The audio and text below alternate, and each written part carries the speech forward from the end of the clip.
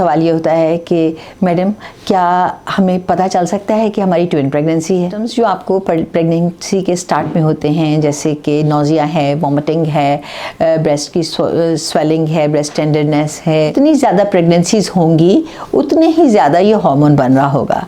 यानी कि अगर सिंगलटन प्रेगनेंसी है तो इसकी एक क्वांटिटी होगी, अगर ये ट्विन प्रेगनेंसी है तो ये क्वांटिटी तकरीबन डबल होगी। यूजुअली ज़्यादा नोजिया वॉमिटिंग हो रहा है और बहुत अर्ली पार्ट ऑफ प्रेगनेंसी में हो रहा है तो हम सस्पेक्ट कर सकते हैं कि मुमकिन है ये ट्विन प्रेगनेंसी हो। ट्विन प्रेगनेंसी में मिसकैरेज का भी बहुत ज़्यादा रेट है। इलाज मुआवजा के YouTube चैनल को सब्सक्राइब करें और बेल के आइकन को प्रेस करें।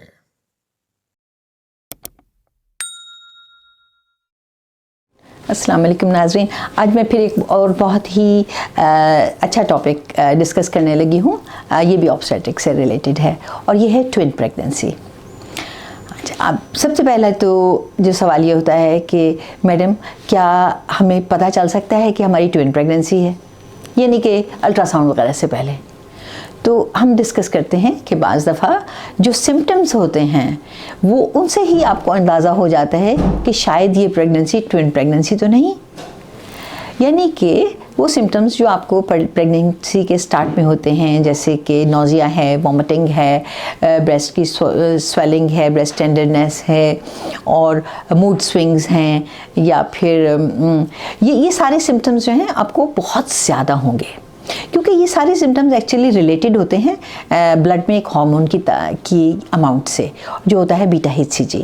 एक्चुअली ये हार्मोन आपका जो बेबी का प्लेसेंटा है, यानी ये प्रेगनेंसी जहाँ इम्प्लांट हुई होती है वो जगह प्लेसेंटा कहलाती है, उसमें से वो ये हार्मोन बन रहा होता है। तो जितनी ज़्यादा प्रेगनेंसीज होंगी उतने ही ज़्यादा ये हार्मोन बन रहा होगा।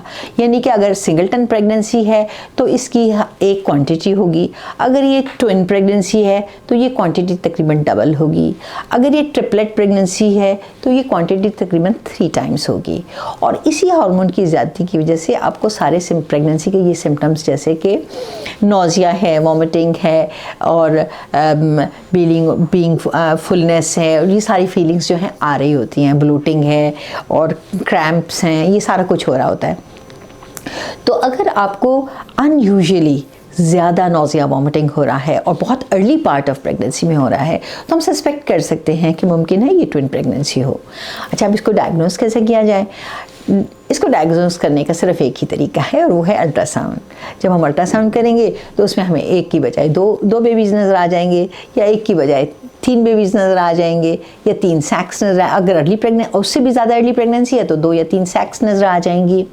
ठीक है, तो इससे हमें आइडिया हो जाएगा कि ये सिंगलटन प्रेगनेंसी नहीं है बल्कि मल्टीपल प्रेगनेंसी है।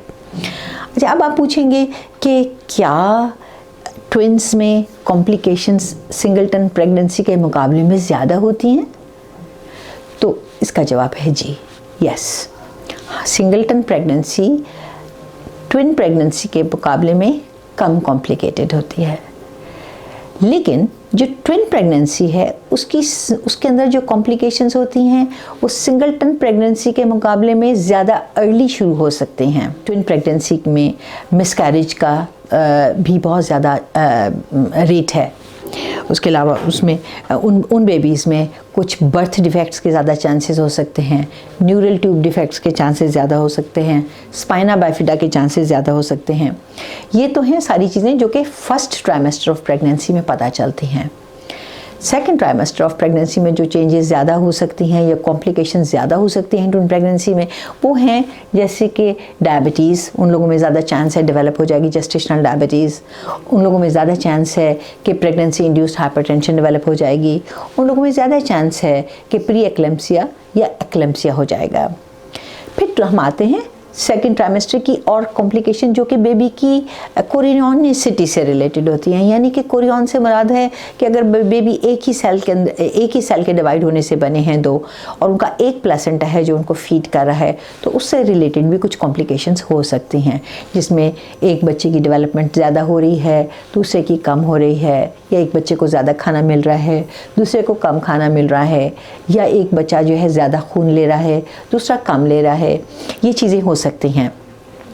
इसके अलावा दोनों बच्चे अगर ये इवन मल्टीपल प्रेग्नेंट इवन अगर इन दोनों की ब्लड सप्लाई सेम नहीं है और ये डिफरेंट एग से बने हुए बच्चे हैं, स्टिल इनमें ग्रोथ रिस्ट्रिक्शन के चांसेस हो सकते हैं। तो इसीलिए जो ट्विन प्रेगनेंसीज़ वाले पेशेंट्स होते हैं उनको हम ज़्यादा फ्रीक्वेंटली देखते हैं।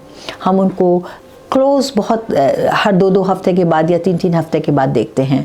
उनकी मॉनिटरिंग भी बहुत क्लोज होती है, उनके अल्ट्रासाउंड्स भी बहुत फ्रीक्वेंटली होते हैं। तो इसलिए अगर आपके डॉक्टर आपको बताते हैं कि आपको ट्विन प्रेगनेंसी है या मल्टीपल प्रेगनेंसी है, तो उस सूरत में आपको ज़हनी तौर पे तैयार होना चाहिए कि आपको वो काफ़ी फ्रीक्वेंट विजिट्स पर बुलाएंगे। शुक्रिया।